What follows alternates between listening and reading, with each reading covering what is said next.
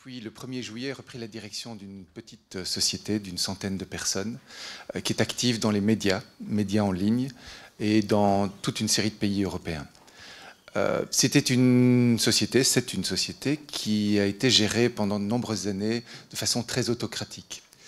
Et mon arrivée a provoqué un changement assez radical, puisque depuis une dizaine d'années, j'œuvre dans d'autres organisations pour les transformer vers ce qu'on appelle les entreprises libérées, peu importe le titre, mais qui va dans le sens en tout cas de ce que vous ont dit Clément et André. Donc, management très autocratique et personnel, je dirais que je sentais à l'arrivée peureux, craintif, soumis, frustré, et pour tout vous dire, n'ayant plus vraiment l'envie de prendre des initiatives, de les suggérer même. Ayant une petite expérience de la chose, on a commencé à mettre en place des groupes de travail. Tout d'abord à les écouter. Écouter, comme Clément l'a dit, leurs petits cailloux dans la chaussure. Qu'est-ce qui fait que leur vie au quotidien ne se passait peut-être pas comme ils auraient aimé que cela se passe. Et à nouveau, au début, les gens sont un peu craintifs, mais au fur et à mesure, s'ils sentent qu'il y a une réelle écoute, ils commencent à parler. Et ils suggèrent toute une série de choses à faire. Sur cette lancée, on a commencé à faire des choses, et disons que la société n'est pas dans une santé financière brillante, mais on a commencé à se mobiliser depuis juillet, et on a décidé de lancer une grande réunion avec nos clients le 19 septembre. D'habitude, à ce genre d'invitation, vous savez, les clients viennent avec des sentiments mitigés, viennent peut-être pour les petits fours, mais pas grand-chose d'autre. Et d'habitude, avec beaucoup d'efforts, ils avaient une centaine de personnes.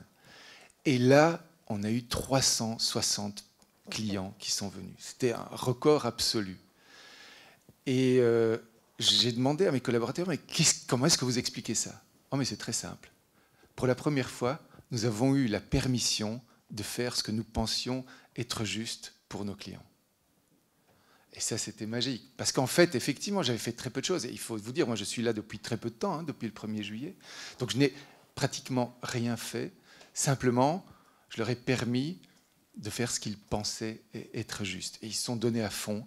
Tout ça pour vous dire que même en très peu de temps, il peut y avoir des choses extraordinaires qui se passent. Maintenant, évidemment, ça prend plus de temps pour transformer toute la culture d'une entreprise, mais ça peut aller relativement vite.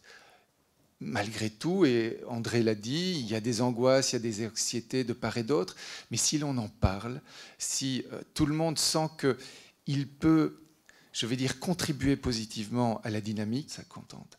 Quand on arrive là aussi à avoir des situations où les gens, ce qu'on appelle des triades, où les gens se préoccupent de façon bienveillante des relations qu'ont d'autres personnes entre eux dans l'organisation, alors là, il y a quelque chose aussi de magique qui peut se passer.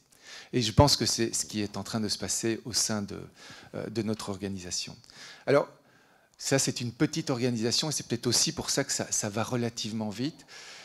Il se fait que j'ai quitté la présidence du ministère des Transports belge il y a quelques mois, en mars de cette année, et que pendant 3 ans, j'avais mis en place des choses similaires au sein d'une administration.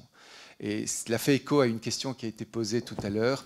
Oui, cela peut marcher également dans une administration, parce qu'en 3 ans, on a réussi à transformer de façon assez radicale la dynamique interne de cette administration. Alors malheureusement, je n'ai pas pu aller jusqu'au bout de la transformation, et je pense qu'il n'y a jamais de bout d'ailleurs, il n'y a jamais de fin à ce type de transformation, mais c'est clair que pour une administration de plus de 1000 personnes, là il faut évidemment beaucoup plus de temps, vu qu'il y a en plus beaucoup plus de rigidité pour instaurer une telle dynamique. Quel a été le cheminement personnel qui m'a amené à ce type de démarche? Alors c'est un très long cheminement, donc je ne vais pas vous le faire dans le détail. Mais fondamentalement, c'est une prise de conscience graduelle de plusieurs choses. La première, je dirais, c'est ce que j'appelle, et je dirais qu'il y a 3 niveaux, mais qui ne sont pas hiérarchiques, qui sont plutôt 3 plans de conscience différents. Le premier, c'est de prendre conscience de la dynamique humaine. hein, dans une organisation. Qu'est-ce qui motive les gens ou à travers quoi les gens peuvent se motiver. Et là, on rejoint, je ne vais pas le détailler, tout ce qu'ont dit Clément et André, c'est-à-dire la confiance, le respect, l'autonomie, tout cela qui est terriblement bien expliqué dans les livres d'Isaac Getz ou de Frédéric Laloux et de bien d'autres, hein, Ricardo Semler ou tant d'autres, j'en passe, et des meilleurs. Prendre conscience de cela. Deuxième prise de conscience, c'est celle d'être véritablement partie, mais plus que partie, d'être dans le tout qui nous entoure et de ne pas considérer qu'il y a une distinction fondamentale entre nous-mêmes et le reste, entre ce qui nous entoure.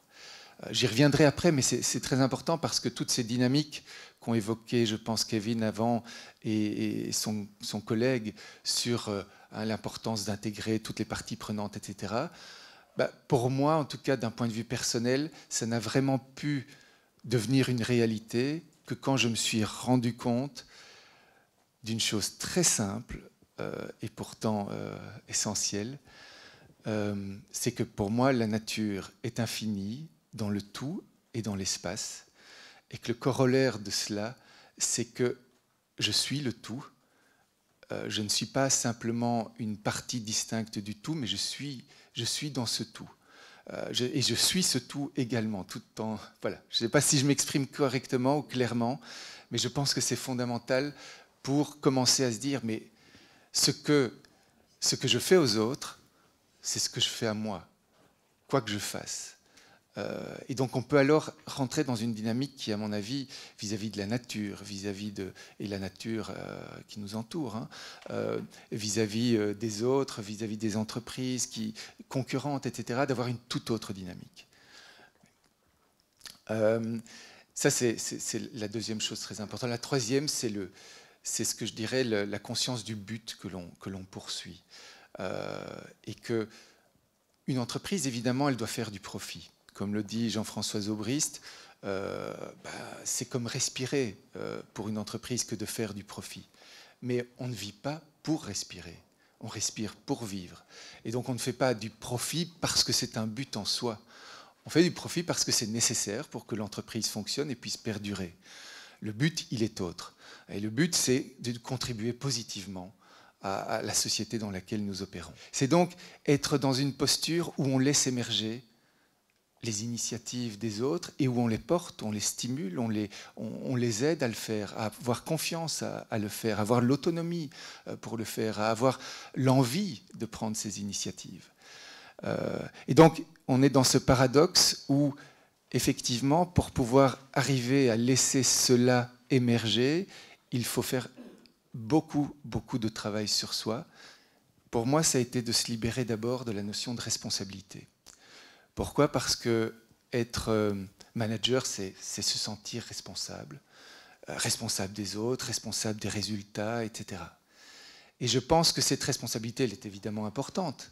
Je ne la nie pas, mais en même temps, je pense qu'il faut savoir s'en détacher. Parce que c'est cette volonté d'être responsable qui peut nous amener à être dans le contrôle. Et donc à ne pas laisser les autres, effectivement, prendre des initiatives. Donc première libération, celle de la libération vis-à-vis de la responsabilité. Deuxièmement, ça peut paraître paradoxal, mais c'est une libération vis-à-vis du lâcher-prise.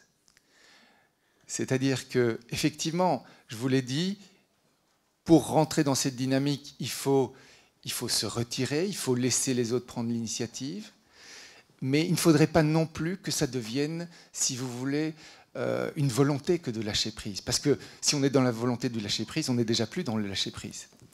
Donc il faut se libérer du lâcher prise. Il faut accepter, là aussi c'est un autre paradoxe, que pour pouvoir parfois créer cette culture de travail dans laquelle les gens peuvent prendre des initiatives, il faut à certains moments être extrêmement autoritaire.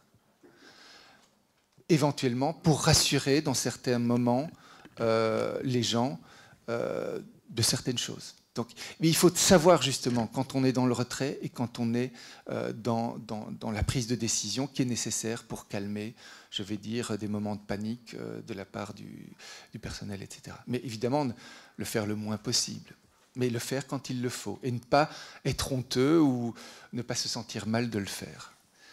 Et troisièmement, je dirais que c'est ce qui résulte un peu des deux, c'est de se libérer aussi de l'illusion de la liberté.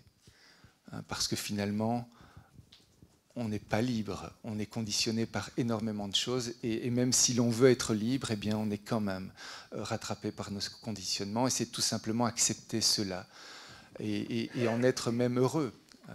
Voilà, c'est accepter ce qui est, pour nous amener à faire une chose très simple, mais le mieux possible, c'est faire ce que la situation requiert à tout moment. Je vous remercie.